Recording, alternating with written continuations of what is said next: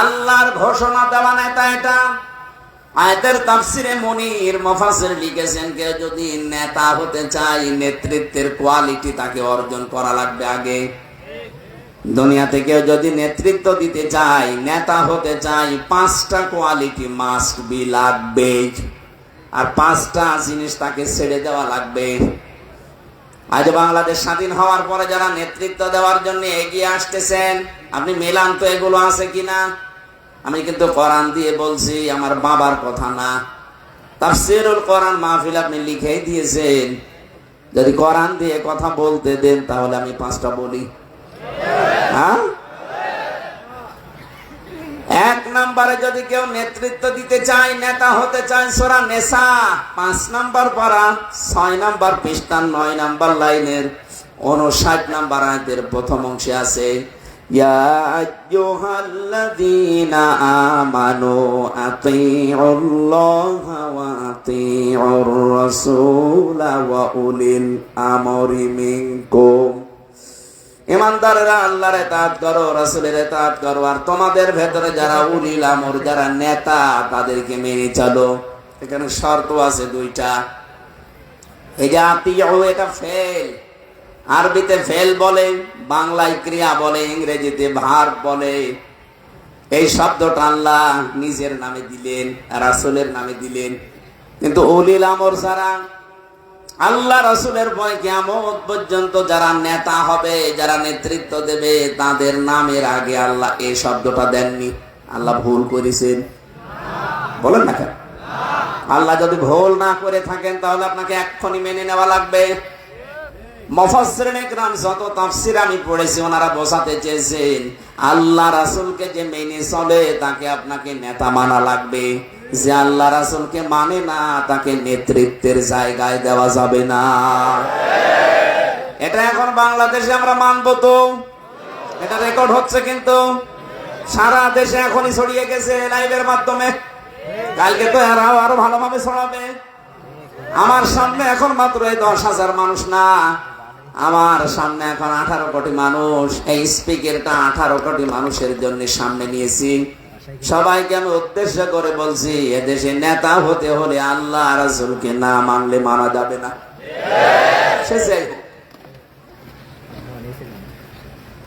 এমনকি আল্লাহ রাসূলকে কেউ যদি না মানে, ওকে বন্ধু রূপে গ্রহণ করা যাবে না।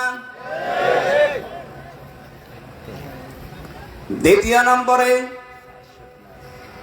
আল্লাহ রাব্বুল আলামিন বলেন, কোন মানুষ যদি সীমা লঙ্ঘনকারী হয় তাকে নেতা মানা যাবে না। ওয়ালা তুতিউ আমরাল মুসরিফিন আল্লাযীনা ইউফসিদুনা ফিল আরদি ওয়ালা ইউসলিহুন।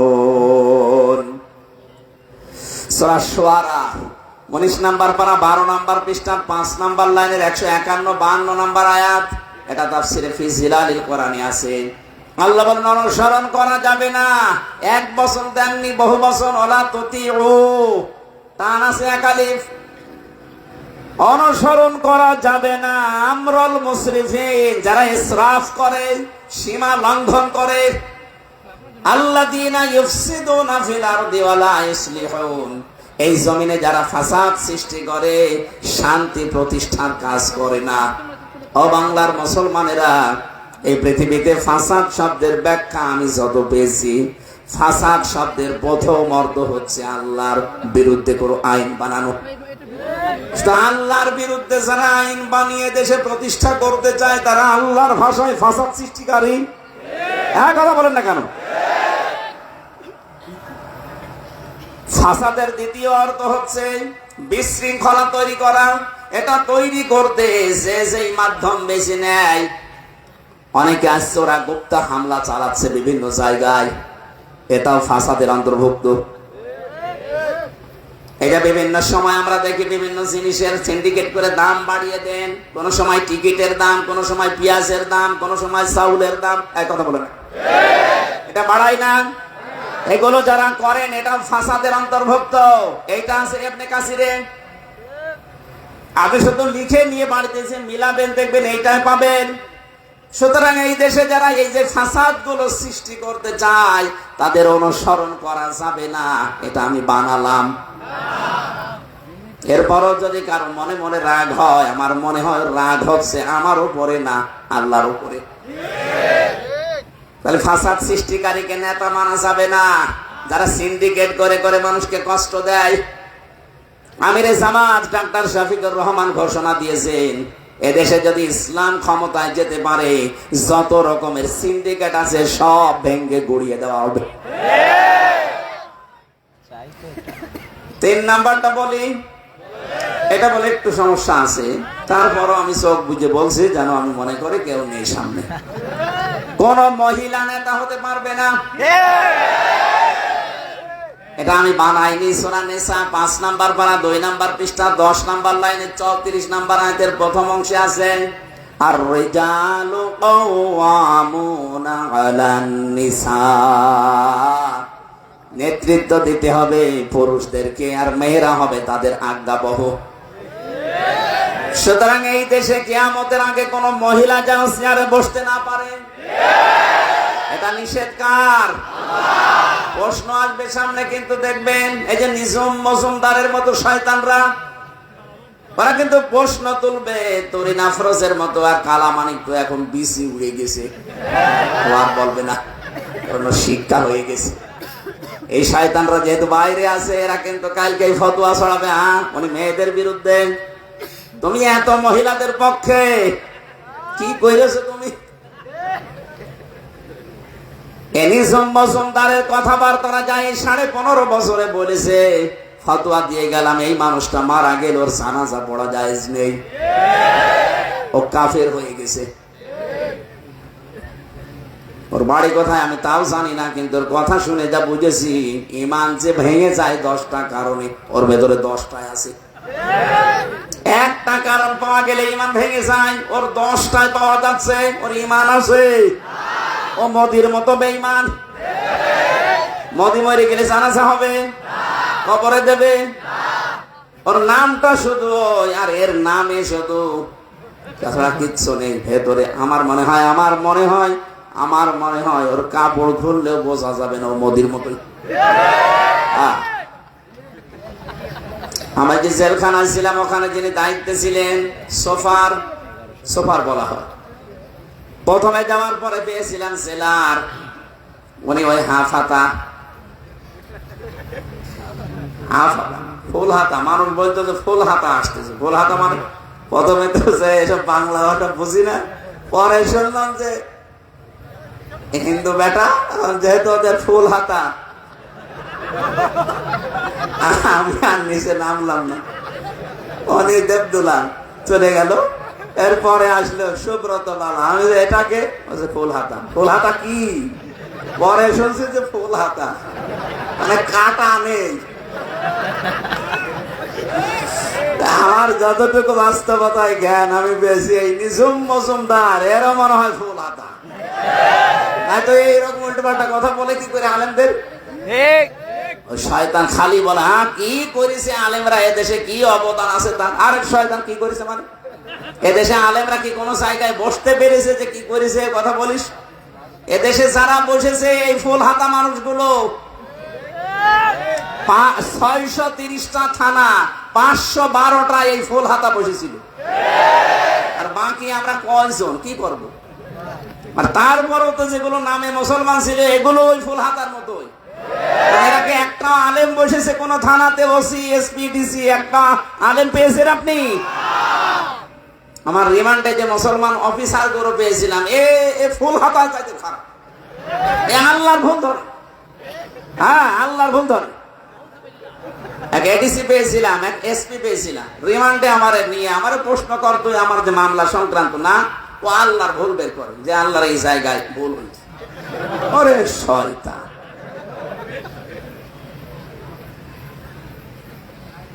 3 নাম্বারটা এই জন্য বলছেন, কারণ এদেশে এতদিন পর্যন্ত এদেশটা সফলতার মুখ দেখেনি। নবীজির হাদিস হচ্ছে লা ইউফলিহা কওমুন, ওই জাতি কখনো সফল হতে পারে না সেই জাতির নেতৃত্বে আছে কোন মহিলা। নবীর এই কথা মিথ্যা হবে? এই জন্য আগামীতে যারা আসবেন আমরা চাই তারা পুরুষ হয়ে আসবে, মহিলা চেয়ারে আমরা বসতে আর দিতে চাই না। সে আসুক, পুরুষ মানুষ আসুক।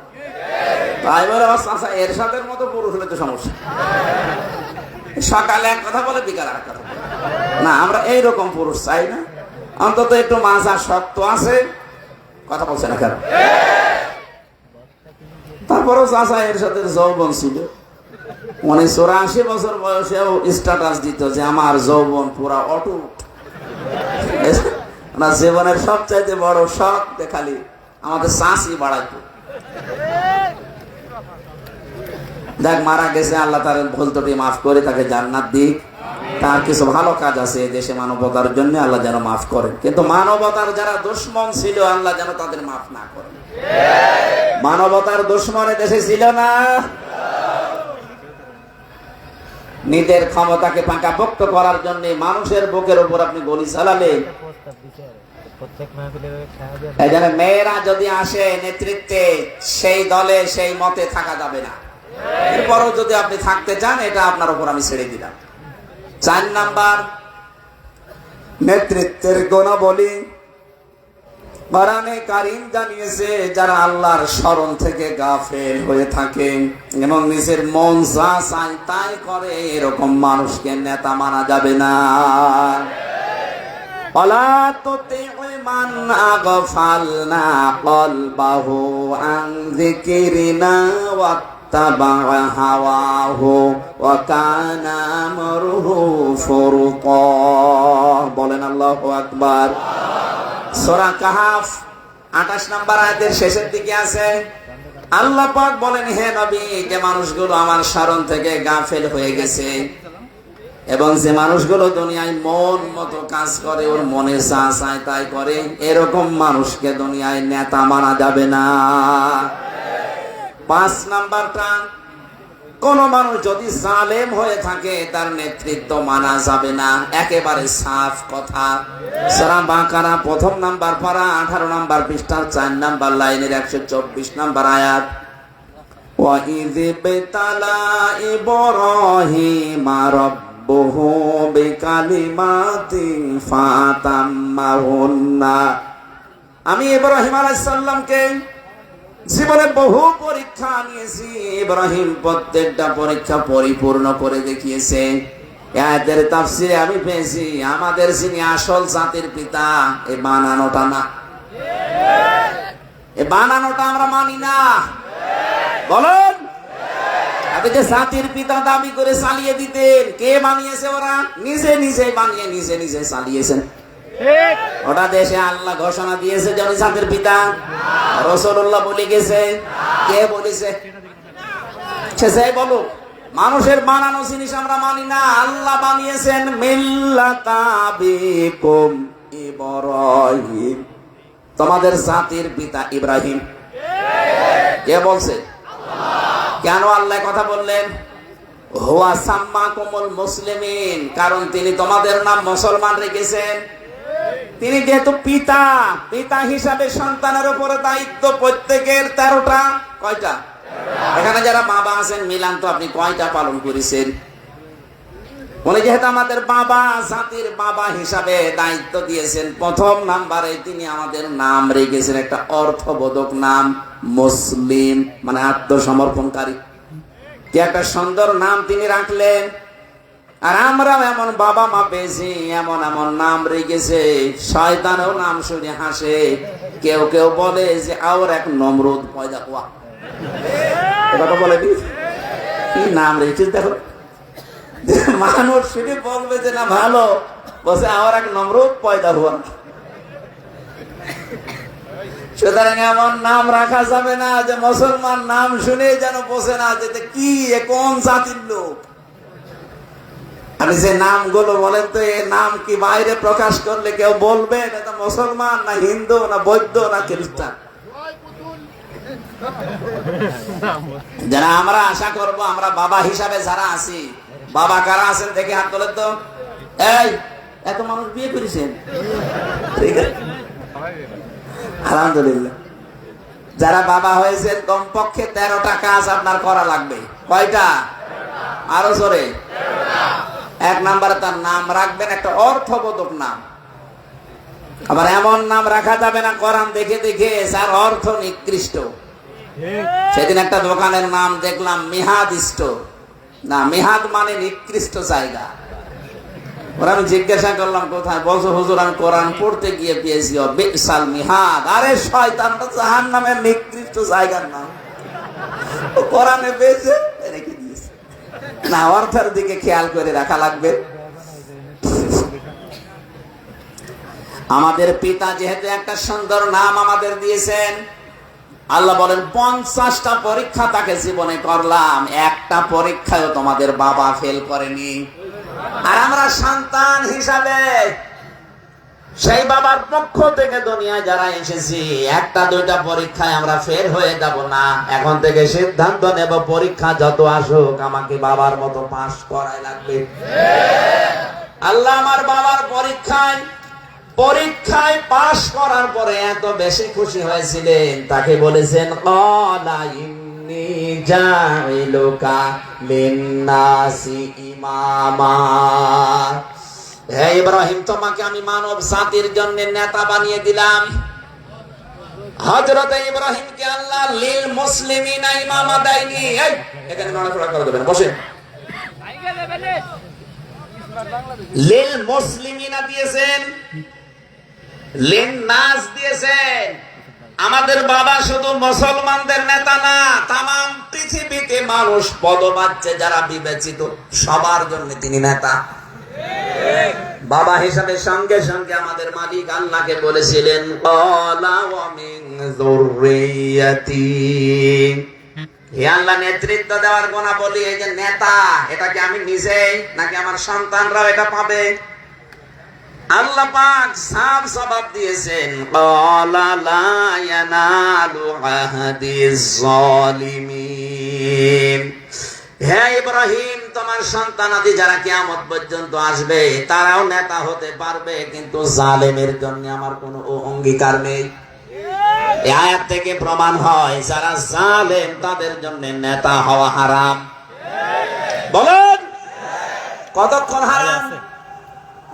ইয়ানালু এটা মোজারে, বর্তমান ভবিষ্যৎ, প্রেজেন্ট ফিউচার। বর্তমানে জালেমরা নেতা হতে পারবে না কিয়ামত পর্যন্ত। এই আয়াতটা থাকবে কোরআনে।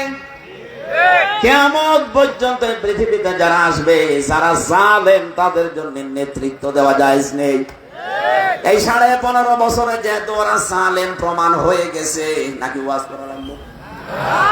ওরা যে জালেম এটা প্রমাণ হয়নি।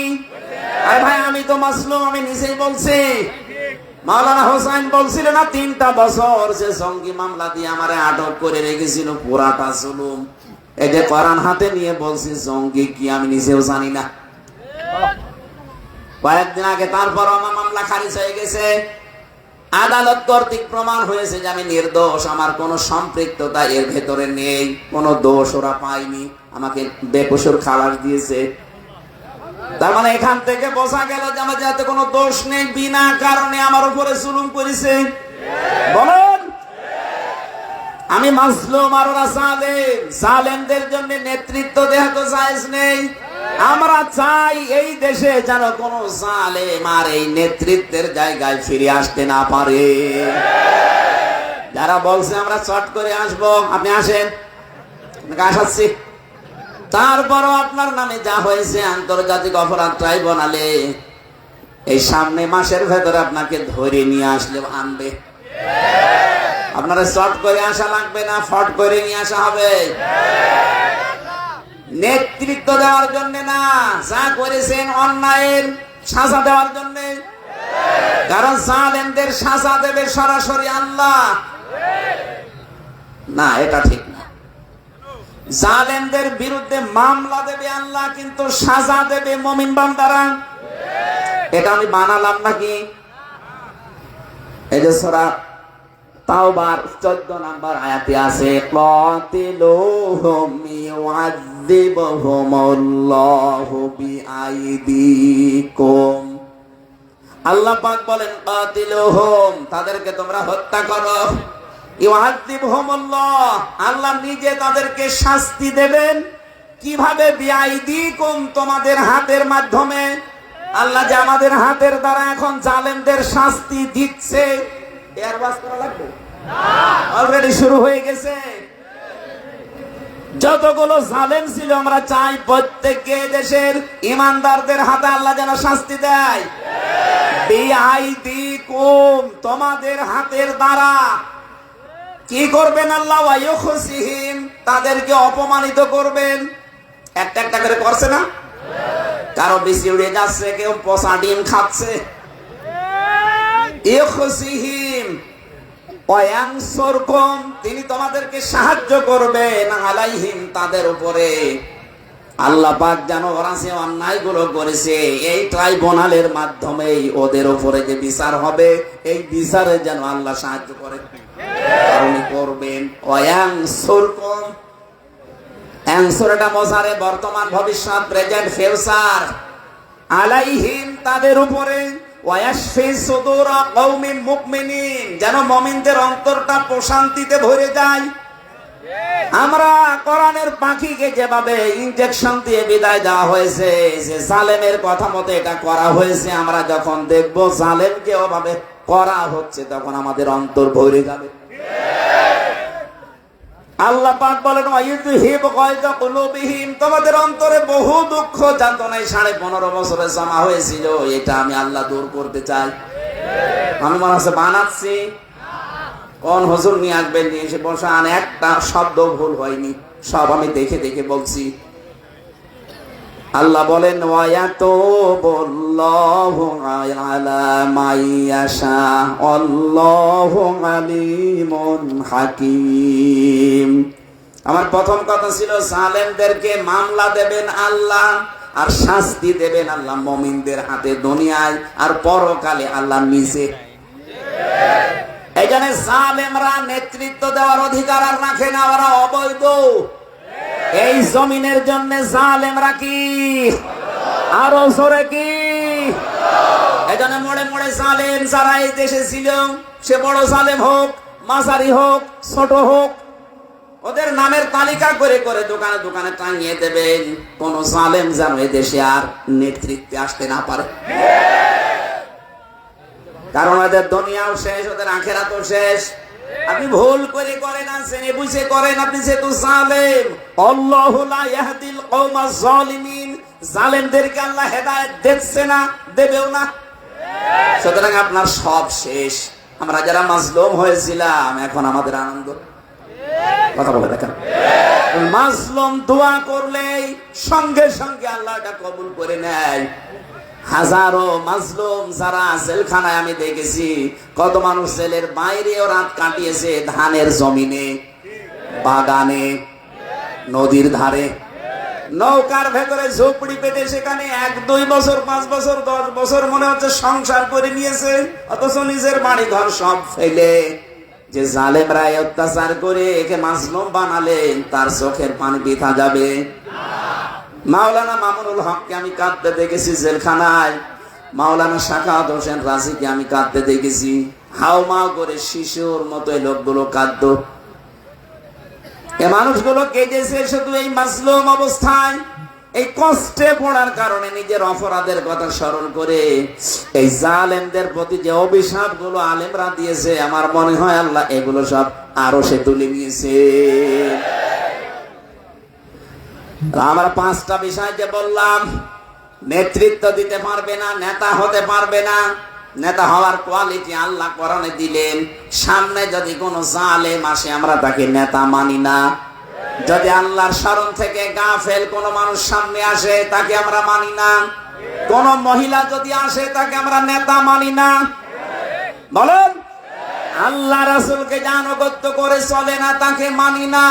যারা আল্লাহর সীমা ওভারটেক করে, সীমা লঙ্ঘন করে, লিমিট ক্রস করে জীবন চালায়, আমরা তাদেরকে নেতা মানি না। আল্লাহ আমাদেরকে নেতৃত্বের গুণাবলী সেগুলো দিয়েছে, এরকম গুণাবলী যাদের পাবো তাদের মেনে চলার তৌফিক দেন। সেটা যদি আমার আত্মীয় নাও হয়, আল্লাহর নির্দেশ আমাকে মানাই লাগবে। সূরা কসস, এই সূরা থেকে আমরা 3টা আয়াত পড়েছি, তাফসীর আকারে কথা বলার চেষ্টা চালাচ্ছি। কষ্ট হচ্ছে? জবান খুলে কোরআনের আয়াতকে পড়েন, আউযু বিল্লাহি মিনাশ শাইতানির রাজিম, বিসমিল্লাহির রহমানির রহিম, তাসিম মিম, তিলকা আয়াতুল কিতাবিল মুবিন, নাতলু আলাইকা মিন নাবাই মূসা ওয়া ফিরআউনা বিল হাক্কি লিকাওমিন ইউমিনুন। কসস কোন সূরা? সূরা কসস। বলেন বলেন। কসস শব্দের শাব্দিক অর্থ ঘটনা সমূহ। অনেকগুলো নবীর কাহিনী ঘটনা আল্লাহ আমাদেরকে শুনিয়েছেন কিছু শিক্ষা নেওয়ার জন্য। আল্লাহ বলেন, আমি প্রথমে যে শব্দগুলো দিয়ে শুরু করেছি এটা হরফে মুকাত্তাআত। এর অর্থ দুনিয়ার কেউ কাউকে আমি জানাইনি, আমার নবীকে আমি জানিয়েছিলাম, কিন্তু নবীজি এগুলো প্রকাশ করেননি।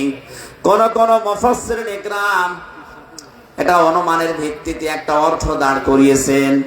তাসিম মিম, তারা জানিয়েছেন এটা আমার নবীজির নাম হবে। রব্বুল আলামিন বলেন, তিলকা আয়াতুল কিতাবিল মুবিন, এই যে আয়াতগুলো এখন তোমাদের সামনে বর্ণনা করা হবে, এটা গোপন কোন কিতাবের আয়াত না, এগুলো সব স্পষ্ট কিতাবের আয়াত। অথচ বাংলার মুসলমানদের জন্য আফসোস, কোরআনে আল্লাহ যতগুলো কথা আমাদের শুনিয়েছেন, আমরা মুসলিম যারা দাবি করছি, আমাদের কাছে কোরআনের কথা স্পষ্ট না অস্পষ্ট? আমাদের কাছে এখনো অস্পষ্ট, আমরা এখনো অনেকে এটা বুঝি না। এটা বোঝার জন্য যে সিস্টেম গুলো চালু করার দরকার ছিল, ওইগুলো এই 15.5 বছরের পর সব বন্ধ করে দেওয়া হয়েছিল। কারণ মানুষ তো শিখবে শিক্ষার মাধ্যমে, সেই শিক্ষা ব্যবস্থা থেকে কোরআন বাদ দিয়ে, নবীদের জীবনী বাদ দিয়ে, বাবার জীবনী অনেকেই ঢুকিয়েছিল। কোরআনে কারীম আল্লাহ বলেন, আমি স্পষ্ট ভাবে নাযিল করেছি, আলহামদুলিল্লাহিল্লাযী আনজালা আলা আবদিহিল কিতাবা ওয়া লাম ইয়াজআল লাহু ইওয়াজা। সব প্রশংসা আল্লাহর জন্য, যিনি তার বান্দার উপরে এমন কিতাব দিয়েছেন যে কিতাবে কোনো বক্রতা নেই, কোনো গোপন কথা নেই। কোরআনে আল্লাহ কোনো মারেফতের কথা দেননি, যা দিয়েছেন সব স্পষ্ট। সুবহানাল্লাহ বলতে পারেন না? অথচ আজ বাংলাদেশ সহ বিশ্বে বহু মুসলমানের কাছে কোরআন এখনো স্পষ্ট হয়নি, তাদের কাছে অস্পষ্ট হয়ে আছে। আল্লাহ বলছেন, আমি কোনো গোপন কথা, কোনো অস্পষ্ট কথা দেয়নি। তাহলে আমাদের কাছে এটা স্পষ্ট করতে হলে এর পেছনে সময় দেওয়ার দরকার নেই, ছোটবেলা থেকে আরম্ভ করা দরকার, কি করে এটা আমাদের জীবনে স্পষ্ট করা যায়। কোরআনে কারীম যাদের কাছে স্পষ্ট হয়ে গেছে, এই মানুষগুলো তখন আর গোপনে থাকেনি, তারাও প্রকাশ্যে আসার চেষ্টা চালিয়েছে। হযরতে আব্দুল্লাহ ইবনে মাসউদ রাদিয়াল্লাহু তাআলা আনহু, সূরা রহমান যখন নাযিল হয়ে গেল, তিনি শুনলেন, শোনার সঙ্গে সঙ্গে তিনি বললেন, হে নবী, আমার একটু অনুমতি দেন, কোরআনের আয়াতগুলো আমি কাবার চত্বরে জবান খুলে একটু পড়তে চাই। নবীকে নিষেধ করেছিলেন যে অবস্থা ভালো না, এখন পড়ার দরকার নেই। তিনি যেহেতু বাক শক্তি পেয়েছেন, কথা বলতে পারেন, কোরআনের আয়াতগুলো তিনি পড়া আরম্ভ করলেন কাবার চত্বরে গিয়ে। আর রহমান আল্লামাল কোরআন। যতগুলো সাহাবীর জীবন আমরা পড়েছি, কোন সাহাবী কোরআনের কাছে আসার পরে গোপন ছিল আমি পাইনি। হযরত ওমর যেই দিন মুসলমান হয়েছেন, ওই তিনি বলেছেন, হে নবী, যে ধর্ম আমি গ্রহণ করলাম এটা কি সত্য না মিথ্যা? তিনি বলেছেন সত্য ধর্ম। হযরত ওমর বলেছেন, হে নবী, সত্য জিনিস গোপনে থাকবে না, আপনি আমার অনুমতি দেন, আমি একটু কাবার চত্বরে মিছিল দিয়ে আসি। বিশ্ব নবী মুহাম্মদুর রাসূলুল্লাহর ওই সামনে সেই কয়জন সাহাবী ছিলেন? মাত্র 40 জন। তাদেরকে নিয়ে তিনি কাবার দিকে একটা মিছিল আরম্ভ করলেন, লিল্লাহি তাকবীর। হযরত ওমর মুসলমান হওয়ার পর, কোরআনে কারীম পাওয়ার পরে তিনি ওপেন হতে চায়। আর এই দেশে 15.5 বছরে দেখলাম হাজারো মুসলমান, হাজারো আলেম তারা বলতো, হুজুর আমি গোপনে আছি। আপনি কোন কোরআন পড়েছেন আমি তো বুঝি না। সাহাবীরা কোরআন পড়লে তারা ওপেন হতে চাইতো, কারণ তারা কোরআনে কারীম স্পষ্ট এইটাই বুঝতো। আপনিও ওই কোরআন পড়ে আমরা আলেম হলাম, এমন আলেম হয়েছে যে আলেম হওয়ার পরে হুজুর আমি গোপনে আছি। এই গোপনে থাকার কারণে তো জালেমরা এই কথাগুলো সব জেনে ফেলেছে। আমরা যাই করি ইসলামের জন্য, গোপনে আছি যারা বলতো তারা সব লাগিয়ে দিত। কথা বলেন না কেন? তাছাড়া কোন লজ্জা এত বড় একজন জালেমাকে কওমি জননী উপাধি দিল?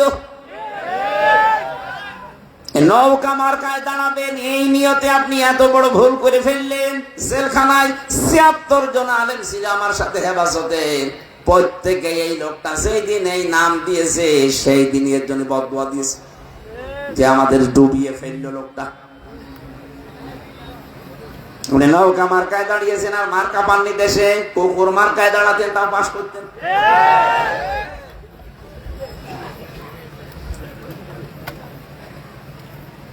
মানুষ এত নিচে নামতে পারে দুনিয়ার এই স্বার্থের কারণে। আরে ভাই, আমারও তো ধরার পরের দিনই বলেছিল যদি আপনি এই কাজগুলো করেন আপনাকে কিচ্ছু করবো না, তো যদি না করেন 50টা মামলা দেওয়া হবে। আমি ওই সময় যদি মেনে নিতাম 3 বছর না 3 দিনও আমার থাকা লাগতো না। আমি কোরআন পড়ে বুঝেছি কোরআনের কাছে আসলে কেউ গোপন থাকতে পারে না, ওমরের মতো ওপেন হতে চায়। আর ওরা এমন আলেম, গোপনে গোপনে গোপনে মানে জাতীয় মসজিদের ইমাম। একটা দেশ কত বড় দুর্নীতিগ্রস্ত হলে জাতীয় মসজিদের ইমাম পর্যন্ত পালিয়ে যায়। পালিয়ে তো গিয়েছে, আবার এসেছে জোর করে দখল করার জন্য, জনগণ জুতা দিয়ে পিটিয়েছে। পরের দিন আবার স্ট্যাটাস দিয়েছে যে জনগণ আমার জুতা দিয়ে মেরেছে, কিন্তু জুতা আমার গায়ে লাগেনি। লজ্জা শরম থাকলে এসব দেখি।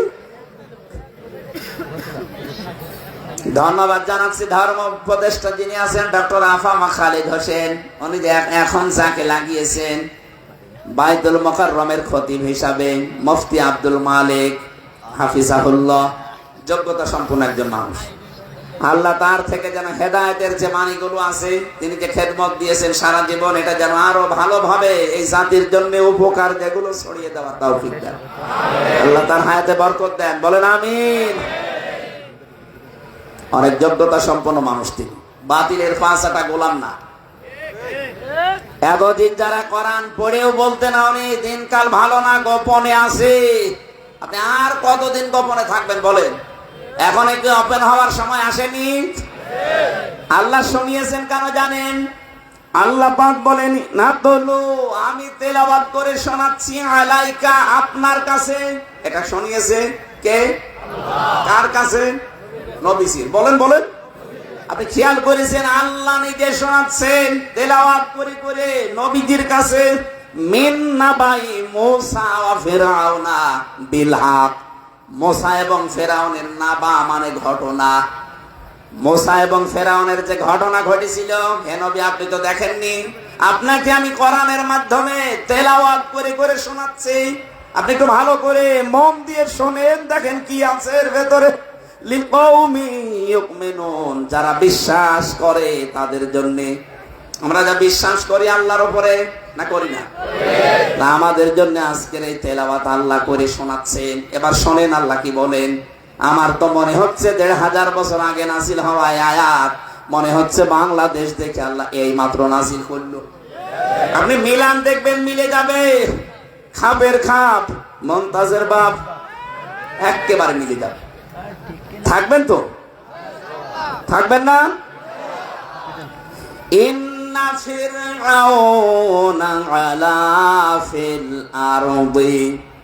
আল্লাহ পাক বলেন ফেরাউন, এই এদিকে একটু ভালো করে, ইন্না মানে অবশ্যই, ফিরআউন মানে ফিরআউন, অবশ্যই ফিরআউন আলা ফিল আরদি, তার নিজের দেশে বিশাল সাম্রাজ্য তৈরি করে নিয়েছিল। প্রভাব প্রতিপত্তি ক্ষমতা পাওয়া সব তার নিজের ভেতরে, নিজের দেশের ভেতরে বিশাল কিছু করে ফেলেছিল। 650 বছর রাজত্ব চালিয়েছে একটা দেশকে, কোনোদিন মাথা ধরেনি। এই করতে গিয়ে সে কয়েকটা কাজ বেছে নিয়েছিল। এটা হাজার হাজার হাজার বছর আগের কথা, অথচ এতদিন পরে আমরা দেখতে পেলাম এ পৃথিবীতে যারা লেডি ফেরাউন নামে পরিচিত তারাও এইটাই করেছে। তারা নিজের দেশের ভেতরে প্রভাব প্রতিপত্তি এমন পর্যায়ে পৌঁছিয়েছে, এটা পৌঁছাতে গিয়ে কয়েকটা কাজ তারা হাতে নিয়েছে। এক নম্বরে ওয়াজাআলা আহলাহা শিয়াআন ইয়াস্তাবঈফু তাইফা, এক নম্বরে ওই দেশে যে দল বিদলে মানুষকে বিভক্ত করে করে ছোট ছোট দল বিদলে বানিয়ে রেখেছিল। আপনি তাকান, এই দেশে মানুষ যত তার চাইতে দল বেশি। কারণ এক লোক এমনও আছে যে নিজে মানুষ একজন অথচ দল করে দুইটা। কথা বলছেন কেন? মানুষ একজন দল করে কয়টা? তাহলে এই দেশে মানুষ যত তার চাইতে দল বেশি। ফেরাউন তার উলু প্রকাশ করার জন্য, তার আমিত্ব, তার বড়ত্ব, তার ক্ষমতা টিকিয়ে রাখার জন্য এক নম্বরে করেছিল দেশে দলে বিদলে বিভক্ত করেছিল মানুষকে। এটা ফেরাউনের বুদ্ধি। আর এই বুদ্ধি আমাদের পাশের রাষ্ট্র এ দাদারা এঁকে দিয়েছে যে মানুষকে দলে বিদলে বিভক্ত করে দেন। আর আমরা পাগল, তাকান আমাদের ভেতরে মানুষের যাতে দলই বেশি। কোন বিষয় নিয়ে যদি মত পার্থক্য হয় মেনে নেওয়া যাবে, দল পার্থক্য করবেন কোন কারণে? এক আহলে হাদিস নাম করে তাদের ভেতরে 9 দল। এই কথা বলছে না কেন? ইসলামী যত দল আছে এই দেশে দেখেন 27টার উপরে খালি বিদলে, খালি শাখা প্রশাখা বের করেছে। এগুলো সব করিয়েছে ওরা। শুধু একামতের দিন যারা এদেশে কায়েম করতে চায়, আমি সারা দেশ ঘুরে দেখেছি এদের ভেতরে কোনো দলাদলি নেই। এই একটাই দল আছে, যাই করেন না কেন দিন কায়েমের ব্যাপারে সব এক। আপনি হাত বুকে বাঁধেন, নাভিতে বাঁধেন, কপালে বাঁধেন, সেখানে বাঁধেন, ছেড়ে দেন, কিন্তু দিন কায়েমের ব্যাপারে তারা সব এক। এক কথা বলেন।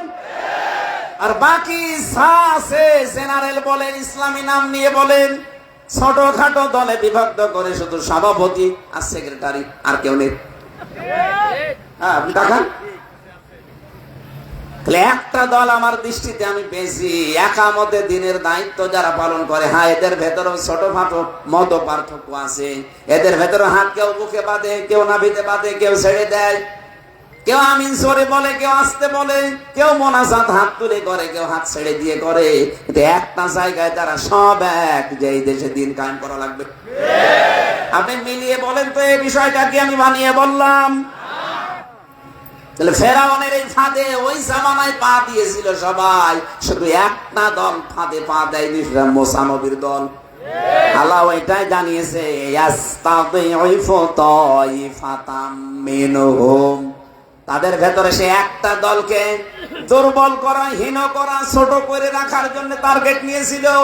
তাফসিরে ফি জিলালিল কোরআন ইবনে কাসির মুফাসসির লিখেছেন ওই দলটার নাম ছিল মুসা নবীর দল। ফেরাউনের আরেকটা টার্গেট ছিল ইউযাব্বিহু আবনাহুম ওয়া ইস্তাহয়ী নিসাআহুম ইন্নাহু কানা মিনাল মুফসিদিন। ওই জামানায় সে পুরুষ মানুষদেরকে মেরে ফেলতো আর মেয়েদেরকে বাঁচিয়ে রাখতো। তাফসিরে দুইটা অর্থ দিয়েছে। এই গল্প কথা না কি আর কি মারছি? কথা যদি পরে প্রশ্ন করে বলতে না পারে,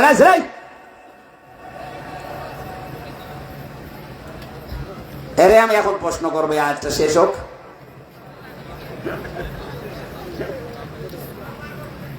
ফেরাউন যে ওই জামানায় পুরুষদেরকে মেরে ফেলতো, মেয়েদেরকে বাঁচিয়ে রাখতে, অর্থ বললাম কয়টা বলেন? এবার যারা গল্প করছিলেন আপনাকে এই দুইটা বলা লাগবে, এখন বলছি। এরপরে যদি বলতে না পারেন আপনাকে আমি শুনতে আসাবো। আমরা এরকম শ্রোতা দরকার নেই, কারণ বললাম এটা ক্লাস চলছে। ক্লাসের মতো ছাত্র আমার লাগবে, ওই 82 রোল নাম্বার আমার দরকার নেই। কে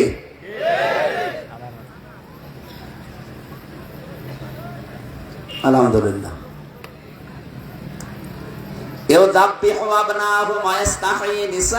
ব্যাখ্যা পেয়েছি আমি তাফসিরে দুইটা। এক নম্বরে ফেরাউন ওই জামানায় পুরুষ বাচ্চা যারা হয়তো মেরে ফেলতো, মেয়েদেরকে বাঁচিয়ে রাখতো দাসীবাদী করার জন্য। দ্বিতীয় নম্বরে পুরুষদেরকে কর্মহীন করে দিত, মেয়েদেরকে কর্ম লাগিয়ে দিত। আপনি আজ তাকান তো বিশ্বের দিকে, আমাদের এই দেশে অনেকে এই সিস্টেম চালু করতে চেয়েছিল। পুরুষ মানুষ অনার্স মাস্টার্স করে বসে আছে, আর মেয়ে লোক ম্যাট্রিক পাস করতে দেরি, চাকরি পেতে দেরি হয় না। এটা একটা ফেরাউনি কৌশল। আমি একটু বানিয়ে বলে ফেললাম, মানে তাফসীরে ইবনে কাসির নিয়ে আসেন, খাপের খাপ আমি মিলিয়ে দিচ্ছি। আমি যা বলি সব পড়ে আসি, এই জন্যই তো ওদের রাগ হয়ে যায় যে সবই মিলে যাচ্ছে। তাহলে মনে হয় আর সামনে আমার বিপক্ষে যাবে, চলে যায় উঠে। সামনে যা আছে 100 ভাগ মিলবে। দেখেন, ইন্নাহু কানা মিনাল মুফসিদিন, ফেরাউন ছিল এই পৃথিবীতে ফ্যাসাদ সৃষ্টিকারী, স্বৈরাচারী। মুফসিদিন শব্দের শাব্দিক অর্থ হচ্ছে সন্ত্রাসী, স্বৈরাচারী, ফাসাদ সৃষ্টিকারী। আমি যে ফেরাউনের দুইটা কর্মসূচির কথা বললাম, ছেলেদের ব্যাপারে আর মেয়েদের ব্যাপারে, বলে নাই? বলেন কি কি ছেড়ে দেবো? মানে গল্প করছে বসে বসে। প্রথমে পুরুষ বাচ্চাদের মেরে ফেলতো, মেয়েদেরকে বাঁচিয়ে রাখতো দাসী বাঁধিয়ার ব্যবহার করার জন্য। 2 নম্বরে সমাজে যেন জারজ সন্তান তৈরি হয়, এই কারণে মেয়েদেরকে সে কর্মসংস্থান দিত, আর ছেলেদেরকে অক্ষম করে ঘরে রেখে দিত।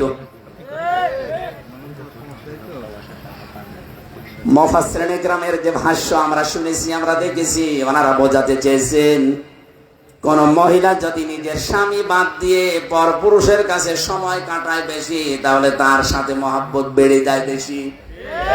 মেয়ে লোক ঘরে থাকে কয় ঘন্টা, চাকরি যারা করে সময় বেশিরভাগ বসের সাথে কাটায়, যেন স্বামীর চাইতে মহব্বত বেড়ে যায় তখন স্যারের সাথে। ঠিক এমনকি অনেককে পেয়েছি তার নিজের স্বামীকে বাদ দিতে রাজি আছে, স্যারকে ছাড়তে রাজি না। নারী পুরুষের অবাধ মিলামেশা চালু করার কারণে 4টা কাজ ফেরাউন করতে চেয়েছিল। 1 নম্বরে এই যে পর্দার বিধান যেখানে থাকে না, ওখানে যেহেতু নারী পুরুষের অবাধ মিলামেশা করার সুযোগ তৈরি হয়ে যায়। ফ্রি মাইন্ড বলে চালায় ওরা, যে এটা ফ্রি মাইন্ড। এই কারণে শয়তান তখন একটা সুযোগ নেয়, মেয়েদেরকে জাল হিসাবে ব্যবহার করে ওদের কাছ থেকে হয় চোখের সেনা, নাই মনের সেনা, নাই হাতের সেনা। এক কথা বলছে না, বাকিটা আমি নাই নাই বললাম। এমন জায়গায় পৌঁছিয়ে যায়, শেষে দেখা যায় যে অবৈধ সন্তান ওর পেটে। বাচ্চা হওয়ার পরে কি গো, তোমার স্বামীর মতো তো বাচ্চার চেহারা হয়নি, হয়েছে সারের মতো। ও দোয়া করেন। আল্লাহ রাব্বুল আলামিন বলেন, এই যখন চলছিল ওর পায়তারা, হযরতে মুসা নবীর এই দলকে যখন হীন, দুর্বল, ছোট, একেবারে কোণঠাসা করে ফেলেছে, আমি আল্লাহ একটা ইচ্ছা তখন করেছি। আল্লাহর ওই ইচ্ছাটা আমরা শুনতে চাই। সূরা নামল সূরা কসস থেকে বলছি, এটা 5 নাম্বার আয়াত। অনুরিদু আন্নামুন্না আলাল্লাযীনা ইসতুযইফু ফিল আরদি। আল্লাহ বলেন, নুরিদু, আমি নিজে ইচ্ছা করলাম। ইচ্ছা করেছে হামজা? বলেন বলেন। আমি আল্লাহ নিজে ইচ্ছা করলাম। আন্না মুন্না মানান মানে কি? অনুগ্রহ। মানান মানে আমি আল্লাহ নিজে ইচ্ছা করলাম যে আমি অনুগ্রহ করব, দয়া করব। কাদের উপরে? আলাল্লাযীনা ইসতুযইফু ফিল আরদি। ফেরাউন ওই দেশে, ওই জমিনে যাদেরকে দুর্বল করে, হীন করে, ছোট করে, সব কিছু থেকে বৈষম্যের শিকার করে 15.5 বছরে যাদেরকে কোণঠাসা করে রেখেছিল। লেডি ফেরাউন করেছে 15.5 বছরে, আর ওই ফেরাউন করেছিল 600 বছর। কত? কারণ হায়াত বেশি ছিল। 600 বছর একাধারে একটা দলকে টার্গেট নিয়েছে, বাকি কোন দলকে সেরকম কিছু বলতো না। ওদের বলতো তোরা বিদল দল, খালি ভাগ হ। ছোটখাটো দলে ওদেরকে বিভক্ত করে দিত, আর একটা দলকেও টার্গেট নিয়ে কোণঠাসা করে রেখেছিল। আপনি হাজার হাজার বছর পরে একটু বাংলাদেশের সাথে মিলান, ঠিক আমার 15.5 বছরে তাই মিলে যাচ্ছে। 72-73টার উপরে দল এই দেশে, কোন দল বাতিলের টার্গেট না, শুধু একটা দল টার্গেট, যারা এই দেশে একামতের দিন কায়েম করতে চায়। এইটাই মুসা নবীর দল। আল্লাহ বলেন, আমি যখন নিজে ইচ্ছা করলাম যে এদের উপরে একটু অনুগ্রহ করি, যাদেরকেও দুর্বল করে রাখলো, দেখি কি করা যায়।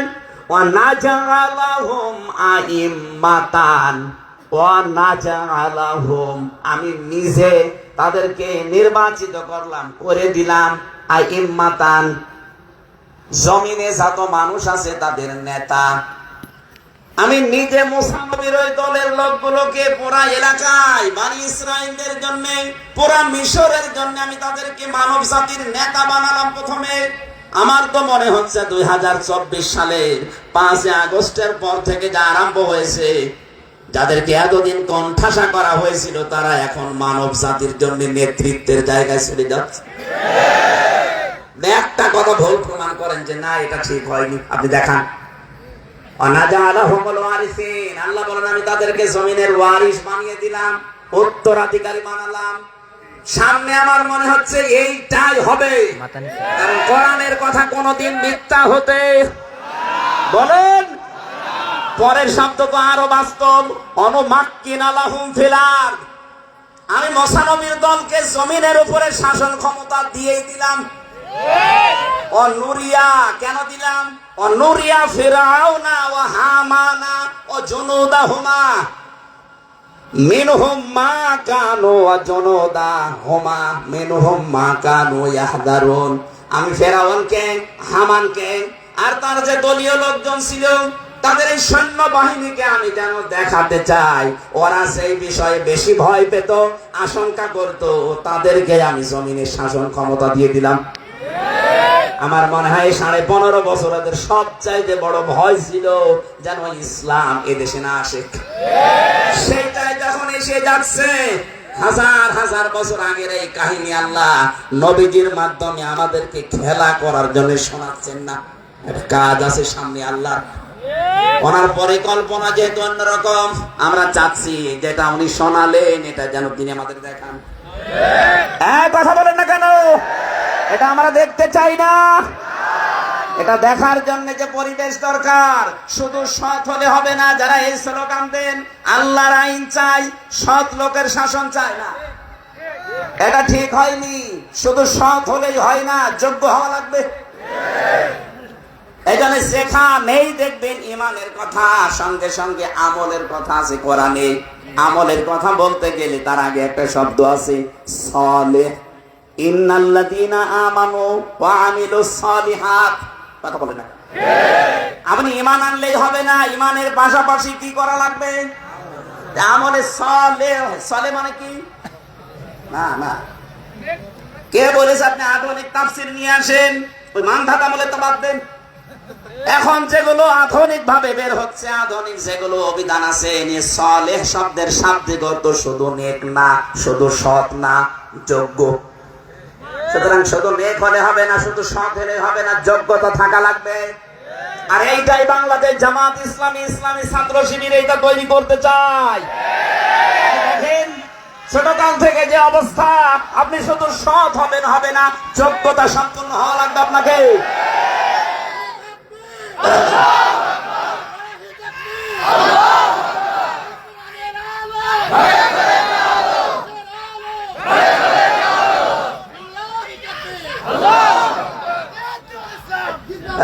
ভাই,